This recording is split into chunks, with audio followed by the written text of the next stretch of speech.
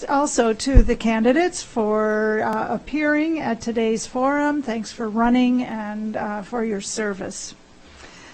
To ensure that our discussions are respectful and professional, the candidates have agreed to the format of the forum. Each candidate will have 1.5 minutes for an opening statement. Similarly, they'll have 1.5 minutes to answer each question, and then 1.5 minutes at the end of the forum for their closing remarks. As you answer the questions, candidates, please only respond to the question being asked and explain what you propose to do or what approach you feel needs to be taken on an issue. In your answers, don't reference the other candidate. We're going to keep this very civil. And please follow the 1.5 minute time limit for your answers. Will be keeping time, and it's up in 2 places in big numbers so that you can do that. So now we'll move on. For the opening statements, you each, as I said, have 1.5 minutes, and the order is Christy Goforth to go first, and then Mary O'Connor. So you can take it. Wonderful. Thank you to the League and to Monona Community Media and all of you here today and your viewers at home. I bring some unique representation forward for the city of Monona. I think many of you are familiar with my story. My parents both dropped out of high school at age 16. I was raised by a single mom after my first year of life. We never rose above the poverty level. I'm a first-generation college student, a member of the Sioux tribe of Chippewa Indians, and a single-parent household to my 2 amazing children, one of whom has a disability. I think the challenges that my youth brought forward have built character, resilience, and understanding of others with challenges. I'd like to take a moment now to publicly acknowledge and thank Mary for her long-standing role and service here in our community. Just imagine the thousands of hours and sacrifices she has made here serving us as a public servant. Thank you, Mary. I also must acknowledge a woman who is not here today and who was legendary in her service to our community, and that would be Kathy Thomas. I know Kathy is here in spirit, so Kathy, I offer my gratitude to you as well. And I would be remiss if I did not extend my sincerest condolences to the people who lost their homes and lost everything yesterday at Monona Hills, and to the family of the woman who lost her life. Please know that numerous opportunities will be forthcoming to provide help. And as Will mentioned, you can take items to St. Stephen's Church entering off Pheasant Hill Road to do that. Thank you. Thank you. And now Mary. First of all, I'd like to thank you, Will, for acknowledging all the loss Monona has experienced in the past week. It's been a very sad week here. I'd also like to thank Monona Community Media and the League for sponsoring today's forum. I've been Monona's mayor for the past 6 years and was a member of the City Council for 5 years prior to that.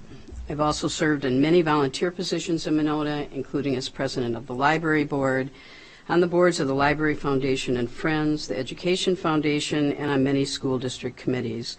I'm a librarian by training and hold bachelor's and master's degrees from UW-Madison. All of those experiences, both volunteer and as elected official, have helped me come to know the priorities of the people of Monona and broaden my knowledge and understanding of the role of city government and how it works. Being mayor is not an easy job. That experience is vital. I'm proud of what we've accomplished during my time as mayor, maintaining financial stability, construction of the riverfront redevelopment, the purchase of San Damiano, and a strategic plan for safe walking and biking, as well as ongoing efforts related to diversity and inclusion. I restructured our committee appointment process to be more inclusive and have worked to make government more transparent and expand the ways we communicate with our residents. I have a reputation for being collaborative and a good listener with strong organizational skills, and I very much enjoy working hard every day on behalf of the residents of Monona and would like to continue to do so in a 4th term as mayor. Thank you. Thank you. Now we'll move into the questions, which Will has collected online from residents. Question 1, actually, we will be alternating the order each time, and then we have the closing statement. So, actually, Christy, you'll go first for question 1, and then Mary. What is your agenda as mayor, should you win this election? Yeah, great question. Thank you. You know, we have a lot of very large issues facing us as this small little community, and a lot of these are very costly. I think I see three real big issues that I'm looking forward to tackling, and one is our development process, and that's very encompassing. It's housing shortage, housing inaffordability, how do we maintain our small town charm, our economic development. There's also, of course, our transit issue, which is on many people's minds right now. I think I've talked to about 112 people about the metro system and the merger and their concerns. So this is a very pressing concern. So getting this figured out, it would be, I think, definitely high on my list. The other one is our financial position. And so I know we have maintained a AA+ bond rating, but it is important to recognize that that rating is really written for investors, saying that we are a safe investment. It doesn't maybe necessarily say that, you know, what we're doing with our money is the best thing. The things that fall under that are our public safety building, which is so critical.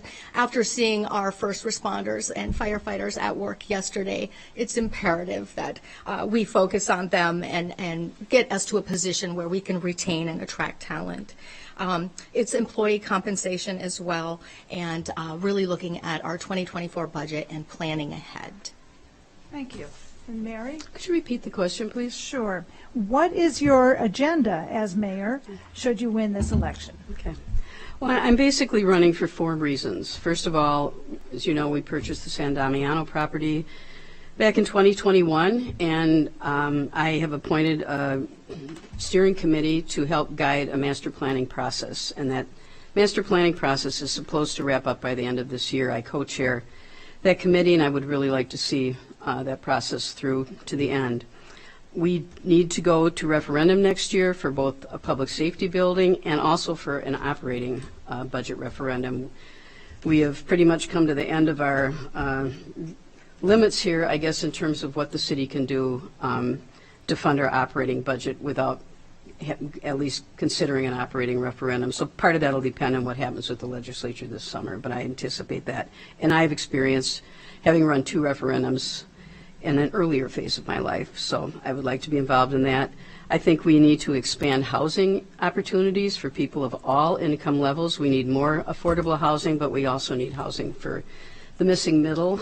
There's a lot of people who'd like to move to Monona and can't afford to. So, and finally, I would like to work on a continued implementation of the city's response to our concerns about equity and diversity issues. So, thank you. Very good. Thank you. The next question is, Mary will go first and then Christy. And the question is, Monona has little room for expansion. What is your position on ensuring continued fiscal responsibility given our limited opportunity to grow our tax base? Well, the primary way we can grow our tax base is going to be through redevelopment, because obviously we don't have any cornfields here. We have a lot of properties on Broadway and Monona Drive that I think are ripe for redevelopment, and we're hearing from an awful lot of interested parties in doing something about some of those properties. So that is really the main way that we can expand our tax base. At times that will require some TIF financing, and I think TIF is a very complex process that a lot of people don't completely understand, but basically it will involve us allowing these developers, we lend them money in terms of a loan, really, or they borrow themselves with the idea that the increment that their property ends up increasing by helps to pay off those loans. Is that time correct, or? I think you can go to 3. Okay. So really, redevelopment will be the primary way that we can increase our tax base, and sometimes it takes a while to pay off those TIF loans, so we don't see that increase in tax increment immediately, but if we didn't do it, we wouldn't be improving anything. So it's, in the long term, we just have to take the long-term view on that. All right, thank you. And Christy. Andrea, could you repeat the question Yes. again, please? Here it is. Monona has little room for expansion. What is your position on ensuring continued fiscal responsibility given our limited opportunity to grow our tax base? I see this as a two-phased question. One plan I have is developing an economic development commission, and this is allowable per our city ordinances. This commission would look at our developable sites in the city and start with the neighborhoods and the stakeholders that are adjacent to those sites, asking them what they might want to see and what they might need to make their organization stronger.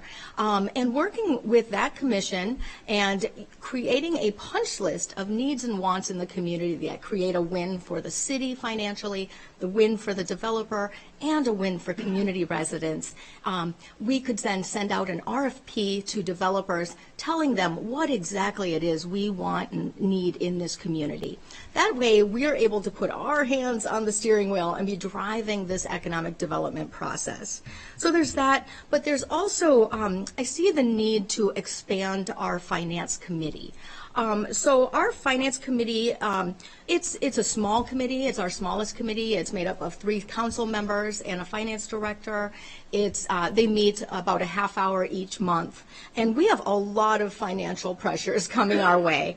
So if you watch the February 6th finance committee meeting, it was 3 minutes and 30 seconds, and I'm like asking myself, why aren't we discussing the financial implications of San Damiano or the fire station or this upcoming 2024 budget, which is going to be so challenging, and the transit has financial implications. So I think it's those two pieces, and I see hiring a financial advisor as a critical component moving forward into these tricky financial times. All right, thank you. Next question, Christy, you'll go first. If elected, what specific strategies will you employ to bring younger and more diverse citizens into the work of the city? And how will you energize people to want to volunteer and serve? Oh, wow. I would have thought I wrote that question because that is kind of who I am through and through. I run an organization called Free Bikes for Kids, and we provide a couple thousand bicycles each year to marginalized communities. And really, I have to mobilize people and excite people about volunteering because we use an army of volunteers. I think the city, we haven't had a lot of different representation, like I mentioned in my opening statement, that I bring forward. And so just bringing forward different representation is just a really big thing that opens the door for that. So I've been endorsed by both Fair Wisconsin and Adelante Madison, who are both believe in me and my commitment to diversity. I have a life filled with diverse background and lived experiences. And I think just my energy is very positive and enthusiastic. I'm overly enthusiastic about everything, probably like a Labrador Retriever. But it's just who I am. And so I think sometimes bringing that energy forward can bring forward some pretty exciting opportunities. Thank you. Could you repeat the question again? Yeah. If elected, what specific strategies will you employ to bring younger and more diverse citizens into the work of the city, and how will you energize people to want to volunteer and serve? Okay. As I've been doing doors, a lot of people have talked to me about their interest in volunteering with the city, and we have a process set up where people can apply for all of our committees. We have about 22 different committees. When they apply, when there's an opening for a committee, I consider all the applications. I think we've turned over about 2/3 of our committee members in the time that I've been mayor. When I became mayor, there were a lot of older white men, I don't want to offend anybody, and some of our committees, and that has really changed. I have increased the number of women, the number of people of color. We have to keep, promoting the idea that we want people to apply and get involved in the city, and we do that in a variety of ways. We use WVMO, our radio station. We put announcements in the city e-newsletter. I make announcements at council meetings. I have a radio interview show on WVMO every other week where I make sure to announce when we have openings on committees. Sometimes not everyone wants to apply for every committee. So there are some committees where we've had openings for a year and haven't been able to find anybody. I talk to people about who they know who might be interested. I approach different people and talk to them about applying. So it's a whole variety of ways. It's one of the things I love about Monona is how easy it is to get involved in the community. And it isn't just city committees. There's a lot of organizations where you can volunteer your time, people who need help with all kinds of projects. So there's lots of opportunities here, and I think we just need to keep on pushing out awareness of them to people. Thank you. And now, Mary, you'll go first. Should Monona partner with Madison Metro to provide bus service to Monona residents? Why or why not? I do think Monona should partner with Madison Metro. Since I've been mayor, I've had discussions with Madison Metro 3 or 4 different times. This by far is the best proposal that they've brought to us. I think it's a matter of equality and sustainability. It helps our businesses. I think there's a misconception that not very many people would be interested. I have talked to a lot of people who live all over the city who work on campus or downtown on the square. It's difficult to find parking there. It's very expensive. There are people who really want to follow a very sustainable lifestyle and would like to use mass transit. I understand the safety concerns about that, and I think we need to take a closer look at what routes we actually plan. We really only have about 23 minutes in which for this loop to come through Monona, which isn't very much time from Cottage Grove Road. So we really need to take a close look at where that route will go. I think it should primarily go on streets with sidewalks, and that's one reason that I feel if it goes, most likely will go down to Winnequa Road from Nichols. I am willing to fund a sidewalk on that portion of Winnequa Road. I live right near there. I know that it's dangerous. But we also have a lot of other big vehicles. We have dump trucks and concrete trucks and leaf trucks and school buses, all kinds of large vehicles on Winnequa Road. 1 bus an hour I don't think is going to make that much of a difference. But I really want to work to make it as safe as we possibly can. But overall, I think it will just expand so much access for Monona. We need to give it serious consideration. Okay, thank you. Could you repeat one more time? Yes. Should Monona partner with Madison Metro to provide bus service to Monona residents? Why or why not? I think the proposal is a really sound proposal, and like the mayor said, it's the first time it's been financially feasible for us, so I'm really glad we're considering it. I would have loved to have seen an advisory referendum on the ballot on April 4th on this issue. That's one thing I'm really committed to doing as mayor, is really every ballot I would love to see an advisory a referendum to kind of really give us the pulse of the community. I think the controversy in this plan is the route. And so the one piece the mayor mentioned, the Winnequa Road is heavily traveled by a lot of trucks and service vehicles, but it also sees about 1,000 bicyclists a day on a summer weekend, and numerous festivals and marathons where that road is very congested. So I have real serious safety concerns about the people that ride through our community. A lot of them are bicyclers that are visitors and they don't know where they're going. They're not wearing helmets. So I don't feel like adding buses to the mix is the right answer. I do believe a lot of people in our community are probably being left out by Monona Transit because of its limited rider schedule and its limited service area. So I would like to see the route stick a little closer to our urban corridors. That is where the majority of our transportation challenged people reside. I feel like going all the way onto Winnequa first year is a little bit like jumping in the deep end of the pool when we don't know how to swim. So I would like us to be a little more cautious. Metro has said we can alter the route. So let's test it out a little bit closer to Monona Drive and see how that goes. All right. Thank you. The next question, Christy will go first. And it has some background, so I'll be happy to read it more than once.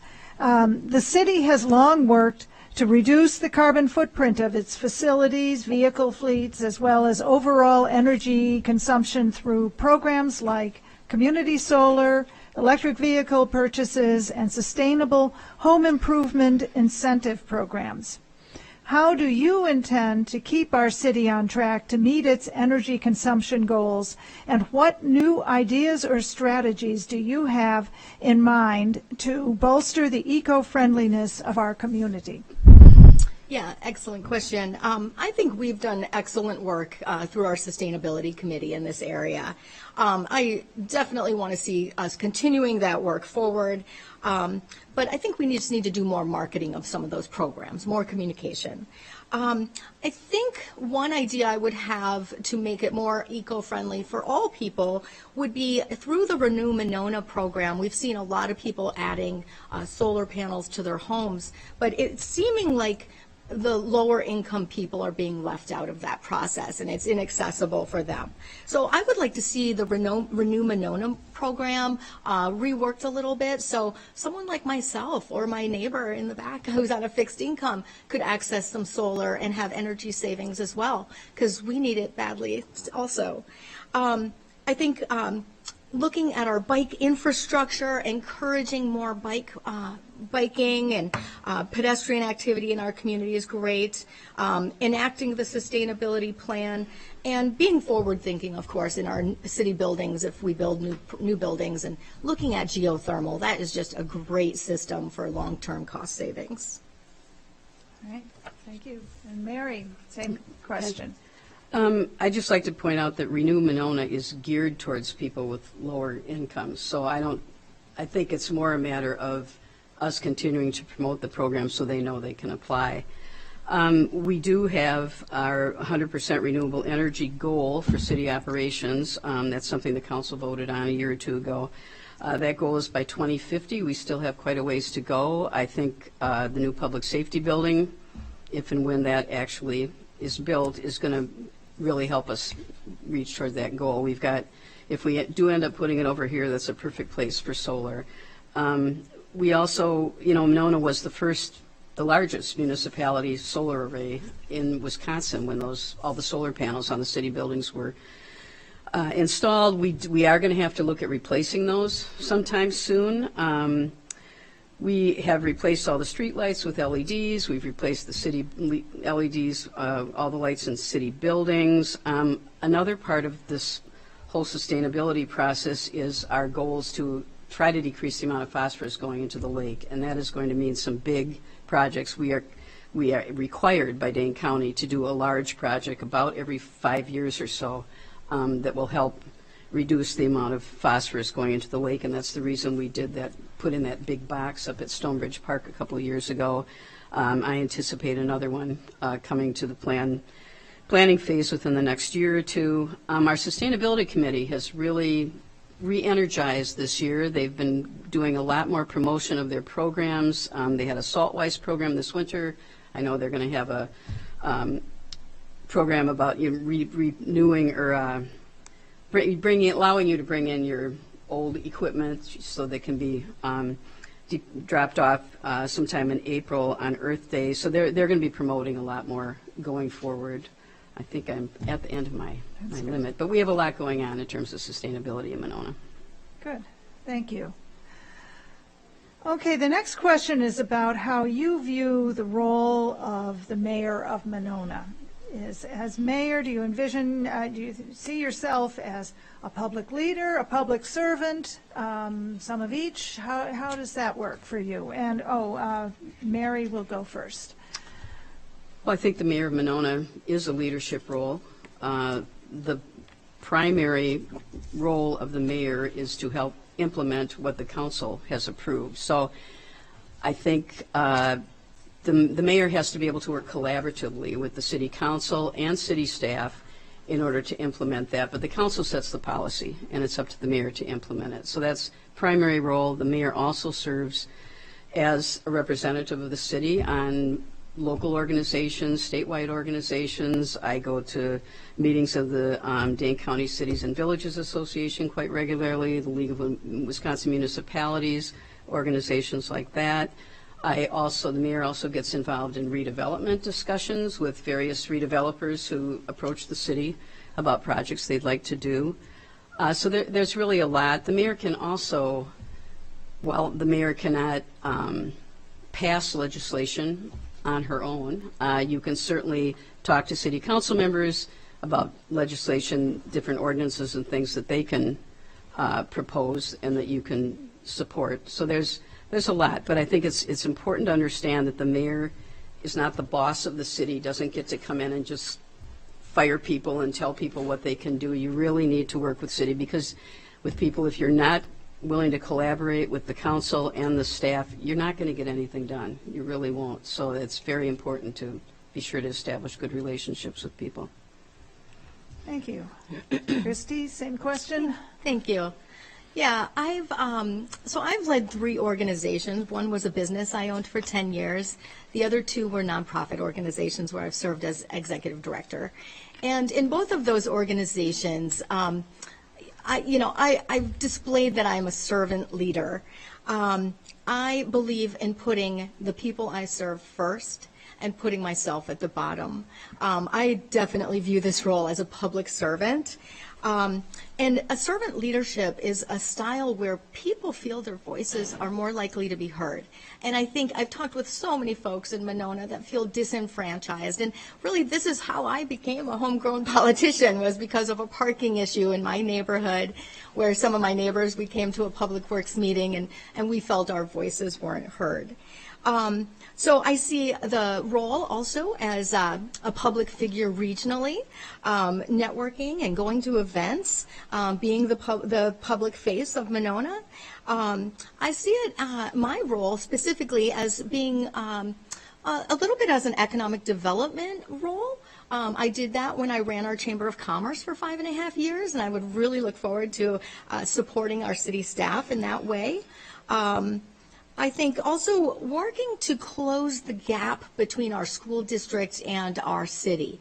Right now, there's just not a lot of communication that happens between the 2 entities, and the school district, for instance, is much further along on their diversity journey than the city. And so I know we could share some resources and tools to help elevate us in that way as well. Thank you. Thank you. All right, and Christy, you go first on the next question.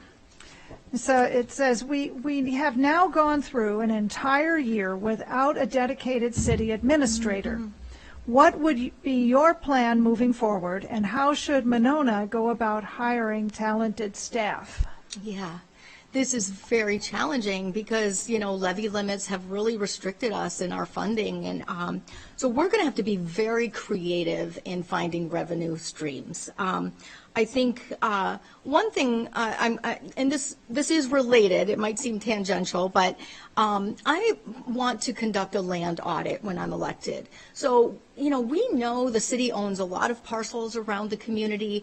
We currently buy them at market rate, and then we give them to developers for $1. And I feel like that time is in the past. I know we need to incentivize developers, but really every developer wants to be here in Monona. I have heard this for years when I was running the Chamber of Commerce. So I think the other thing is, like I mentioned, developing our finance committee. So we currently have a very small committee that meets at very limited. So I want to see us hire a financial advisor. Really, most cities around us have done that now. I know I wouldn't make huge financial decisions without my personal financial advisor, and we should be doing that as a city as well. I think when I was on city council, I was a little bit surprised at how infrequently we discussed our finances. And I think more exposure for city council members, it helps you become better educated and learn more about those systems and how it all works. So I would see our financial advisor working with our finance director to create financial reports for the city council each month, so we can really make those smart decisions and figure out how we can afford to fund an administrator again. Thank you. Mary? Could you repeat the question? Yes. We have now gone through an entire year without a dedicated city administrator.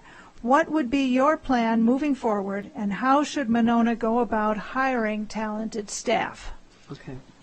The story about the city administrators, we did, first of all, our very talented city administrator was lured away by the city of Middleton last spring. Big loss for us. We went through an initial search phase. We were not successful in hiring someone. We had a very small pool of candidates, and my understanding from talking to other communities is that is the situation all over Wisconsin.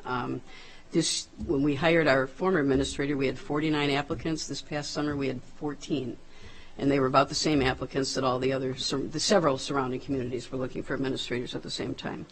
So we decided to wait a while. When the interviews and everything didn't succeed in August, we decided to wait a while to let the pool maybe fill up a little bit. I understand part of the issue is not as many young people are going into public administration programs, which is another issue.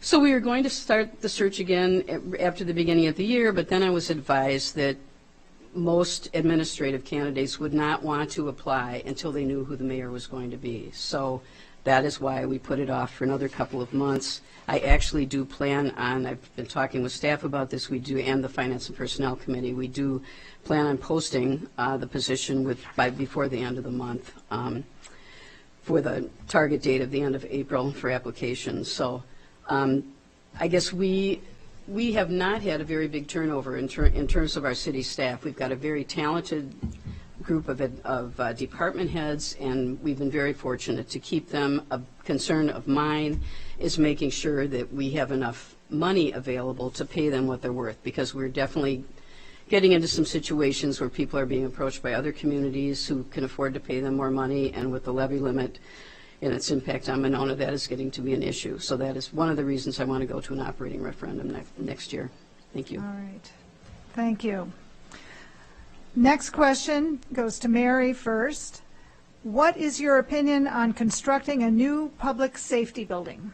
I think we desperately need a new public safety building. When I was first elected, I appointed an ad hoc long-term facilities planning committee. Unfortunately, well, not unfortunately, but Monona, as most people know, was built pretty much in the 50s and 60s, and that's when all of our infrastructure was built, our public buildings, and unfortunately it means that they're all kind of coming to the end of their useful life around the same time. We've experienced the same thing with our streets, water mains needing to be replaced, that kind of thing. So we desperately need a new public safety facility. Our original facility, when it was built, for instance, our fire department was completely volunteer. So we didn't have to have a place for people to spend the night, that kind of thing. And now they spend 24 and 48-hour shifts there. So it needs to be comfortable for them. It needs to be something that's designed for modern firefighting, and the same thing with the police department. They have very inadequate facilities. We did have several open houses a year or two ago, and I don't know if anyone did attend them, but we definitely will be having some more as part of the referendum process. So I'm hoping that we can get a referendum going, and we have gone through a process. We've spent a lot of time looking at different locations where we could build a public safety building, and it's really tough in a city like Monona because there isn't any vacant land. We don't really want to take commercial property off the tax roll if we don't have to. A lot of the properties up on the drive are very long and narrow. They don't really fit what's needed for being able to drive fire trucks in and out. So we have settled on the back part of the city hall. We did have a feasibility study to check and see if that was even feasible to put there, which it was determined it was, and now I'm in the process of negotiating a contract to have more of a schematic design drawn so we have a better idea. We want to look at our needs and wants and try to cut the potential, what the proposed costs might be. Right now, that's just a very general estimate, and we really need to take a close look at that before going to referendum. Okay, thank you. All right. I didn't get to respond to that. Okay. You didn't? So do. Okay. Would you like me to repeat Sorry, I it? didn't want to interrupt. All right. Would you like me to repeat it? Sure, why not? Okay. What is your opinion on constructing a new public safety building? Yeah. I am incredibly honored to be endorsed by our local firefighters union. In our interviews with our local firefighters, I think the reason I got that endorsement is because they believe in me to make this project happen. I'm here because there are things I would do differently, and I'm a different type of leader. So one thing I would have done differently is when the city hired FGMA to do the feasibility study, there wasn't a financial threshold set. And so, we are in some really difficult financial times. There are people being stretched thin everywhere. Costs are rising across the board, energy costs. And I'm hearing from a lot of our fixed income senior population that they're really scared they're not going to be able to maintain their homes in Monona, and they don't know where they're going to live. So we have to be very prudent in our spending. And so, I had a whole house remodel done once, and I remember the first question my contractor asked me was, "What's your budget?" And so then we started there, and then we worked back and to see what I could get. And so that's what I would have done with FGMA, is I would have set a threshold of maybe $20 million. What does this get us? And let's start there. So my strategy is a little bit different. It's working with a number and trying to see what we can get. But Mary is 100% right in that our facilities need dating desperately, and our police department also, they can't even abide by some of the statutory requirements because the facilities are just inadequate. So I'm excited to see this project through. All right. Thank you. So now, Christy, you're first. If elected, what specific steps will you take to generate revenue from the San Damiano property? Yeah, this is a big one. All of our issues come back to finances. A lot of our issues, I should say. So yeah, this is a big acquisition, a major acquisition for us. And I'm a Dane County Parks Commissioner, and I know a lot of people think parks, they're inexpensive, or they're free, and there's a lot of man and woman power hours needed to maintain a park. The mowing, the tree removal up there, just the maintenance, and then we have the home, the Frank Alice home as well. So it is it's a really big thing to chew off. I think we're going to have to, especially with the public safety building being a priority, we're going to probably have to look at a public-private partnership there. So what happens in Dane County Parks when people donate land to us, which happens a lot, sometimes it has a home on it, and it's all of the parks commissioners are like, no, because that just creates a lot of complexities for us. And so we have leased those homes out to other private parties, and they take care of them. They might be friends groups and stuff. So I think that's an opportunity. I think the San Damiano site was once a thriving Ho-Chunk village. And so I think we have an incredible opportunity to be a national model in how a local government could work with a tribal government and creating a Ho-Chunk cultural experience there. So I would really love the opportunity to work with the Ho-Chunk Nation and explore that opportunity. Thank you. Mary. Okay. The San Damiano purchase is a big one for Monona, and that is why we have started this master planning process so that we can come to a decision about what we are going to do with it. That's taking a long time. We're incorporating input from a lot of different people. We've had focus groups. We've had a public information meeting. We're planning on having another one within the next month or so. We've done a survey. We're just looking at all the possibilities. I think in terms of the amount of money we need to raise to support it, it's going to depend in part on what we decide through that master planning process. It's looking like it will most likely be maintained as green space. I think we need to decide what to do with the house. If we decide to keep the house, that's a whole nother level of expense. It isn't a matter of just renting out a house to someone, because the house itself is not in any shape to be used right now. It's in terms of no energy efficiency. It has conduit for wires. It has, it has a problem with the boiler right now, and we're not able to run the furnace. That just happened yesterday. So we really need to make a decision about that house. Once we decide how we're going to use the property, and as I said, I do think it is going to be primarily green space, then we will need to talk about things like mowing and that type of thing. We've got a very active friends group which has raised several $100,000 towards the San Damiano property. Some of that will go towards the purchase. We received $2 million from the county to go toward the purchase, in addition to a Knowles Nelson grant. we've talked to various foundations and other organizations who would be willing to give us some additional funding toward the purchase, but they all want a plan. So that's why we're working on the master plan, and that's going to really make a difference in what we do going forward. Thank you. All right, Mary, you're first. In regard to development, specifically large apartment buildings, how will you balance the need for development yet maintain Monona's small town neighborhood feel? First of all, I'd like to state that we cannot tell people what to do with their own private property. So all we can do is make sure that they are adhering to our city code. So that is why when developers approach the city with a plan for development, they go through the Plan Commission. And our Plan Commission has a lot of input into what those buildings look like, the height of the buildings, that type of thing. I don't see us building 10-story apartment buildings here in Monona at all. And I think they're very conscious of what they can, what looks appropriate for Monona and what doesn't. I think larger buildings are very appropriate on streets like Monona Drive and Broadway, and that is where, for the most part, they're being proposed in commercial areas. I don't think we've had anything proposed more than maybe 5 stories, well, except for the current. That was a larger project. But again, that's in a more of a commercial area where it's appropriate.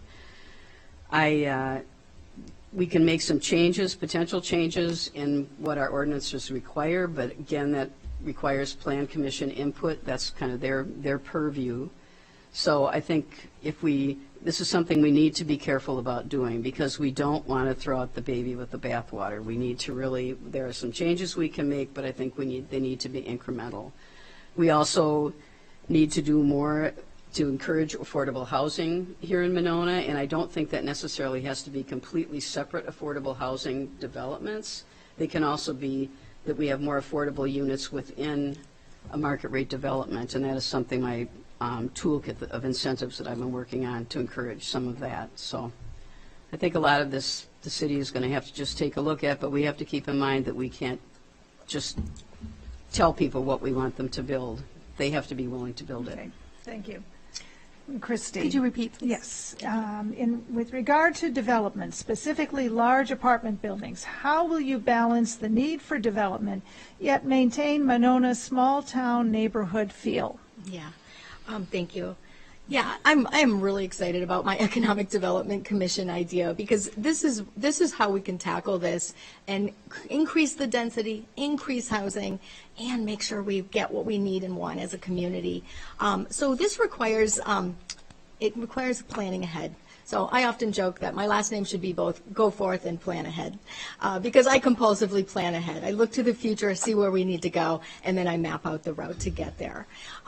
So with, let's say the Bloom, for instance, 100% market rate apartment complex, another one when in the past 10 years we've put in only market rate housing, 459 units of market rate housing. So, I think working with the property owners, so at the Bloom site, which is at the corner of Monona Drive and Dean, we knew that was going to be a development opportunity. We've known that for a long time. I went back in 2015 when I was running the chamber. I was bringing developers to that site to look at this. And so working with those property owners, I know the bar owner, and I know he would want an awesome legacy to be left behind. And so working with the property owners and say, you know what, let's work together as a city and plan something that you can be really proud of. You can get a nice paycheck as well for your land, but you can also create something that the neighborhood values and appreciates. If we start with the neighbors, there you would have heard the ideas like a teen center, because we have so many high schoolers. You would have heard that people want housing for the teachers or the firefighters that want to live in this community. You would have heard from some of my neighbors they'd like to see a Madtown Twisters there or something like that. But also needs to be a mix of housing opportunities, including affordable ownership opportunities. All right. Thank you. All right. And Christy. All right. What specific experience do you bring forward to lead the city through its diversity initiatives? Yes, wonderful. I have, my almost 52 years of lived experience in being a Native woman. I served on our diversity committee and Mary created that committee. When I was working at the chamber, I quickly realized that in every space, all of the spaces were white. And so one of the first programs I started at the chamber was called Business and Diversity. And it was a luncheon series that brought in diverse speakers to talk about, the implications of having a diverse workforce. And I'm so glad we are on this diversity journey now. There are times when I do wish it had started before we went viral. It's a value that I hold deep in my heart and my family. I have a stepdad who's Filipino and a stepsister who's Filipino, and so I have this culturally rich family, and these diversity values are important to me. But I am glad we're here. So, I have also been endorsed by everyone that served on that diversity committee with me that first time around, with the exception of 2 people who remained neutral. And I believe it's, just by fact of representation, that is a very big thing. And in our, I'm currently on the Diversity, Equity, Inclusion, and Belonging Implementation Committee that Mary also created. And in our last meeting, one thing that came about as really one of the overarching factors is lack of representation. And so when you are just one voice on a city council, as I was when I served on our city council, or I see one voice on some of these committees, you are quickly drowned out, and it's hard to be heard. Yeah, thank you. Thank you.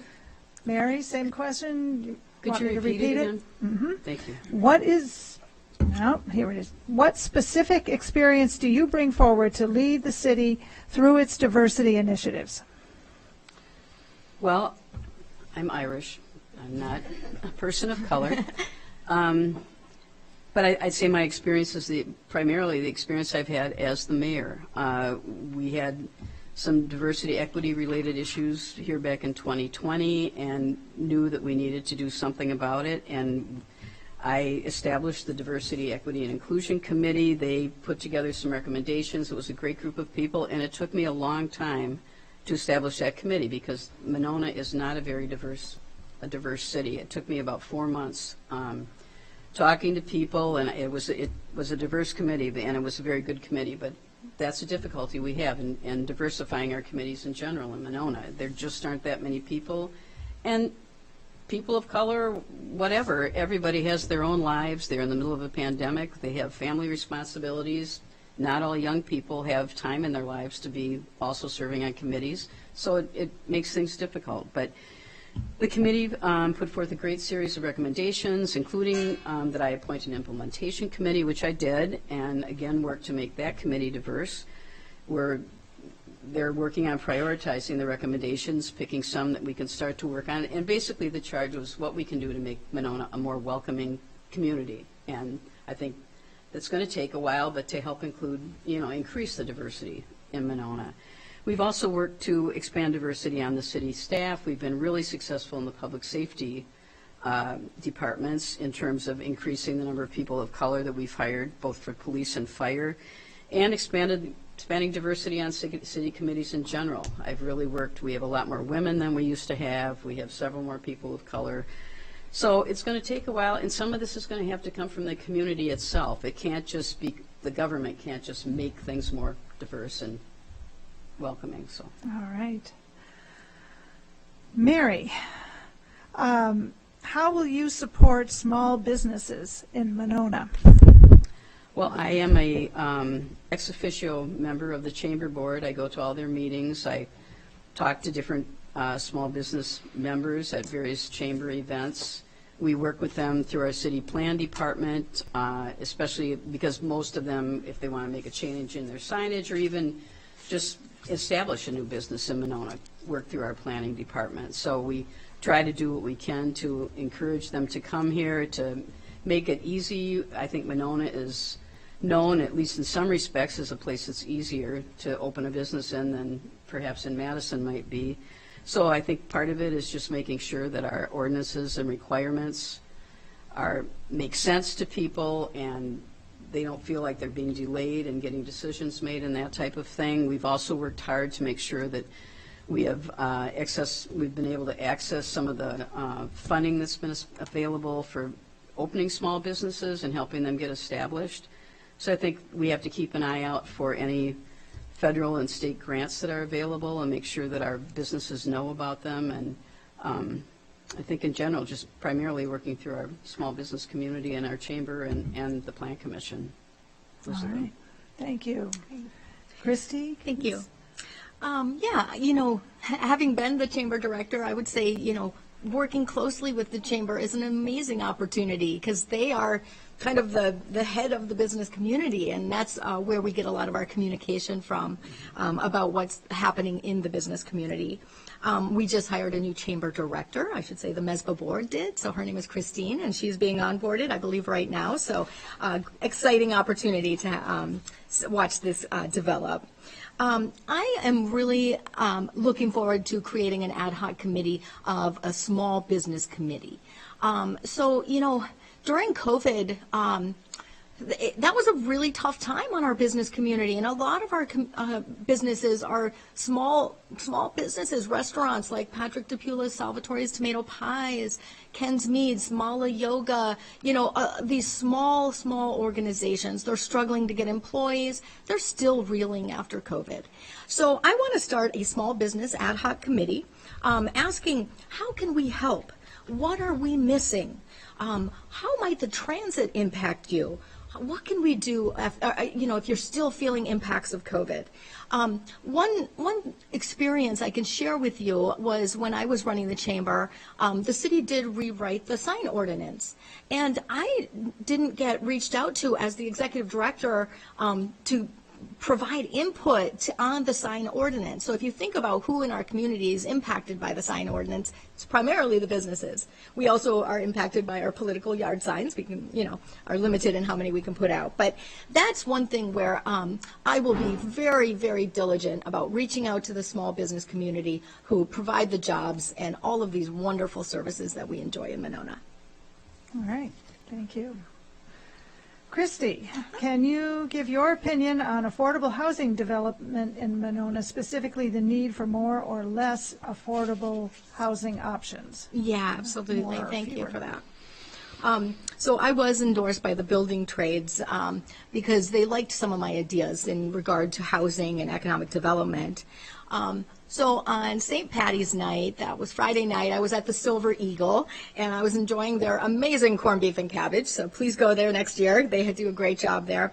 And I met a young couple named Mark and Lindsay, and they currently reside in one of our brand new market rate housing apartment buildings.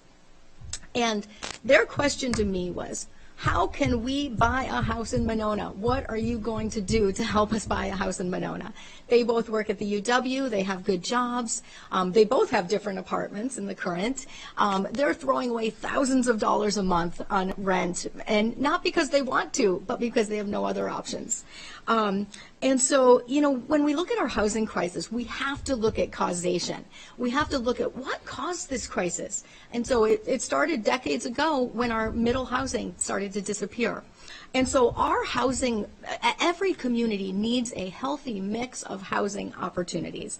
And so just adding more market rate housing is not going to help us solve this. We need to include the affordable ownership options, and we absolutely need to provide housing for all people, like the people at Monona Hills who sadly will probably, I can't imagine they'll ever be able to live in Monona again. I don't know where they would go. So we need to do that, and that's our responsibility as a city. Thank you. Mary, same question. Would you like me to repeat? Yes, please.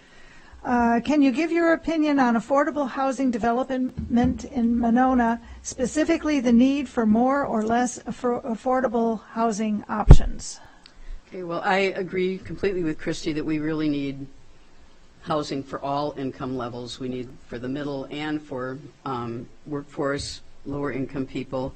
And I would point out that we do have a large workforce affordable housing project that is almost completely through the approval process that will be starting construction this summer. So, and we have another one that's partway through the process right now. So I think, we are making some changes. Again, I would point out that we can't force developers to build affordable housing. And they, of course, there's such a huge need for housing in Monona and all over Dane County, really, that we have to incentivize them to build affordable because they can make a lot of money building market rate housing and they can fill it pretty darn quickly. I'm representing Monona on Dane County's Regional Housing Strategy Advisory Committee. That's a year-long process. This is not unique to Monona, this housing issue and the expense of homes here. There's like a 1% vacancy rate in both homes and apartments in Dane County right now, and they estimate that there are going to be 130,000 more people moving here by 2050. So we've got a lot of work to do. So we really need to look at all aspects. We need to do what we can to encourage more affordable. As I said, with the toolkit, incentives. I've talked to some members of the Plan Commission. I've talked to the chair of the CDA, the Community Development Authority, which actually works with our TIF projects, about making some changes in what's required for an affordable housing as opposed to a project as opposed to market rate. We can do things like maybe lessen the amount of parking spaces required. If you're building an underground parking ramp, that's $30,000 a space is what it's costing you. If you don't have to build as much of that, that can make a difference in you being able to afford including some affordable housing. So there's a lot to do. Thank I agree. you. Yeah. Okay, Mary, you go first. If elected, what steps will you take to help revitalize Monona Drive, in particular the northern half?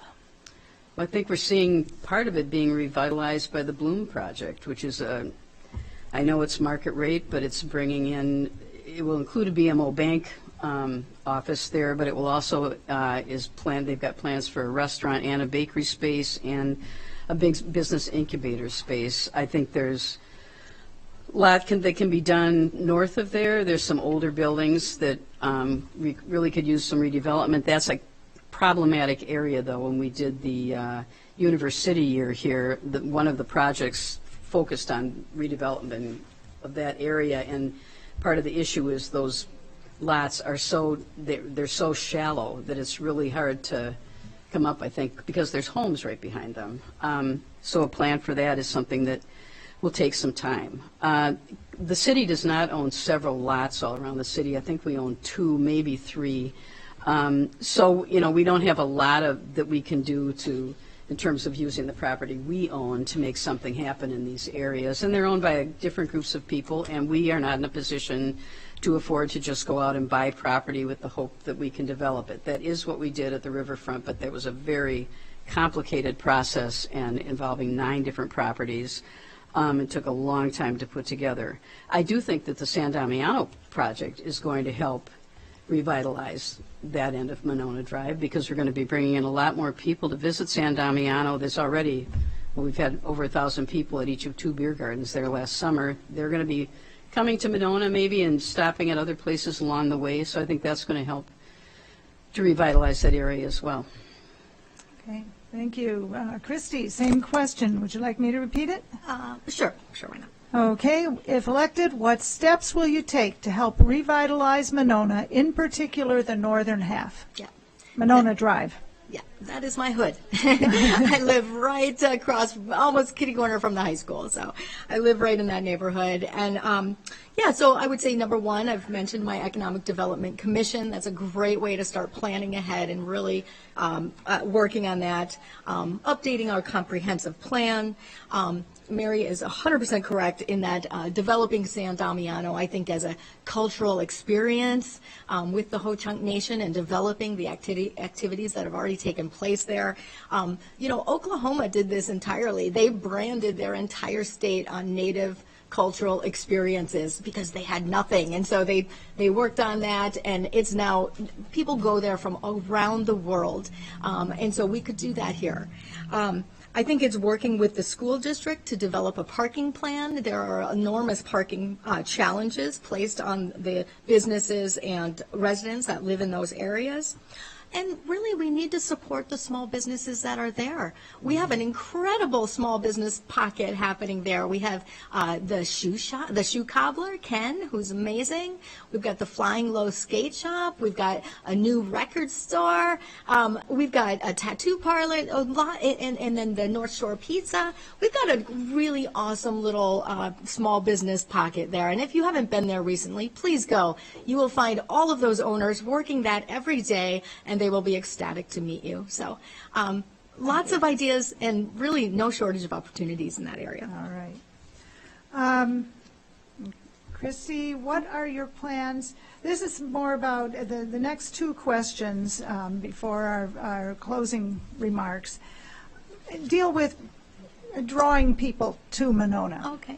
Okay, so what are your plans to make Monona a more desirable and affordable city for new residents to move to? Yeah. I think we're pretty darn desirable. It seems everybody wants to live in Monona. Every developer wants to develop in Monona. So I think we're in pretty good shape on the desirability stage. The one area is our weakness is probably those from diverse communities. So once again, it's representation. It's continuing on our diversity journey, of course. Then I would say the transit is going to be a big opportunity. Our business community has wanted people they've needed to draw people off the isthmus, employees that can come and work in these bars and restaurants that serve us. I would say, housing inaffordability, housing shortage is going to be another one. So really it's planning ahead, and continuing on the path we've started, but integrating some creative and innovative solutions that other communities are doing. So other communities are doing this economic development commission work that I presented. So this is not my idea. This is happening all over the state, where they're creating a punch list of things that the community wants and needs in partnership with the private property owners. So I think just working that, really being out publicly in the community, lots of communication, lots of transparency, and just being excited. And every community needs a cheerleader, and I'm open to doing that. Okay, and Mary? I agree with Christy. I don't think we need to do a lot more to make Monona more desirable. There are so many people who want to move here, and I've talked to many young couples. It's amazing how many of them who have recently bought a house here but have told me that they've looked here for 4 or 5 years before they finally were able to purchase a home. So yeah, Monona is a very popular place to live, I think partly because we're just so close to Madison. We're not an outlying suburb. So we don't need to really worry about that. I do think that building more multifamily housing units, that will help. I know there are older people in the community who would like to sell their homes, but they haven't been able to find a suitable apartment or housing situation, and they want to stay within the city. So if we could we definitely need to work on more affordable housing. That will make some of the more of the single-family homes available for these young couples who would like to purchase. And we also need to look at some housing developments for the missing middle people, really some of these very small home communities, cottage communities they're called. It would be good if we could get a condo development or two, something where people are able to invest in a small property to build some equity, and then they can move up to a larger home, because as we all know, homes in Monona, the prices are really getting kind of out of control, and maybe that will change a little bit with some of the economic things that are happening right now. But I think that we need to continue to sustain all the wonderful city services that we provide here. A big part of the reason people move to Monona is because of our parks and libraries, senior center, and our schools. We need to support our schools, because I hear over and over again people move here because they want their kids to go to the Monona Grove schools. Okay. So, thank you. And then there's what is your plan to attract visitors and drive tourism, bring people to not to move here but to visit Monona? Mary, you're first. Well, people probably aren't aware, but we have a substantial amount of money in a tourism fund that we need to spend on attracting people to Monona. It's set up, the deal is we have to put heads in beds, so we have to attract people to come and stay in hotels and short-term rental units here in Monona. And to do that, we have to make Monona an attractive place. I think a lot of people come to Monona for tourism purposes, but they're really spending their time in Madison. They're just staying here, but we need to continue to encourage development of new restaurants and spaces that people want to spend their time in here. I think San Damiano is going to be another huge draw in terms of tourism. We are working closely with the Ho Chunk, and they will be involved in everything we do in terms of the master plan there. We have a Ho Chunk Tribe members on my steering committee, and they've been very involved. So we also, things like the ice skating rink down at Grand Crossing, that's been a huge draw for people from other places. They come and stay at the hotels nearby and can bring their families to skate. Even things like the Memorial Day Parade, our festivals that we have in the summer, the 4th of July Festival, that brings people here. So we can use that tourism money to help those projects, those festivals and different events become even more successful. And I know our amazing Park and Rec Director, Jake, is full of all kinds of ideas for new events that we can put on in city parks to attract more people here as well. And we'll be applying for some tourism funding for some of that. Thank you. Christy? Great. Yes, this is a great question. I've worked in tourism for 17 years. I'm going to say one word: pickleball. Every community in Dane County and probably beyond is dying to get pickleball courts because of the number of people that have been flocking to this sport. And I'm one of them. I am hooked on the pickleball. So I would like to see us use some of that $100,000 we have in our tourism funding to build some pickleball courts. My friend is the president of Destination Madison, that's Ellie Chin, and we've talked about, the possibility of collaborating by creating this a pickleball regional competition. And there's one that already exists, the Mad City Pickleball Open, and we could be a part of that. So if any of you remember the all-city swim meet that happened here years ago, it was an amazing moment to watch Monona shine. We did a zero waste initiative there, which was incredible. We could do that here with the pickleballers. They all need places to eat. They need places to drink. We know we have a lot of those offerings in our community. So that's one. I think with San Damiano, an enormous opportunity for ecotourism and cultural tourism through the Ho Chunk Nation and opportunities there. So no shortage, once again, of opportunities. All right, good, thank you. We're going to move on to the closing remarks. Christy went first for the opening, so Mary, you're first for the closing remarks. Well, I'd like to thank you all for taking the time today to come and learn about your mayoral candidates and the issues facing Monona. And if you re-elect me as your mayor, I can promise you this: we will continue to provide both essential city services and the amenities that make Monona great: our parks, our pool, our library, and our senior services. I will continue to work to make biking and walking in Monona a safe experience. Sustainability and protecting our lakes will take precedence, and I will continue to prioritize our efforts to expand diversity and inclusiveness in Monona. Monona must remain an affordable place to live. I will encourage redevelopment to increase our tax base and control residential property tax increases. I will work to make sure that redevelopment provides housing opportunities for all income levels, and I will always follow the financially responsible budgeting practices that I am known for. Finally, I will work to ensure that our dream of a modern public safety facility comes to fruition. This election is about experience and competence and the need to be honest with the residents of Monona. We're seeing an unprecedented amount of development and facing limitations in our ability to finance city operations. We have an aging city infrastructure and are making a once-in-a-lifetime investment in green space, all of which requires careful planning. The times demand a mayor who understands how city government and the budget work and who is able to work collaboratively with residents, staff, and the council. Competence, experience, collaboration, and a love of the city are my strengths. I would appreciate your support on April 4th. Thank you. Thank you. And Christy. Thank you again for being engaged in our democracy. Your vote is a powerful thing. We are in some very challenging times: financial instability, inflation, rising costs across the board, an epidemic of depressed young people, climate crises, and so many other serious issues. Doing the things the way they've always been done will no longer be sufficient. We need a leader who's ready to jump at a moment's notice and who understands that people are now acclimated to getting their news instantaneously due to social media. We need a leader who understands the importance of communication and understands how to communicate effectively and responsibly. My campaign has been an incredible journey.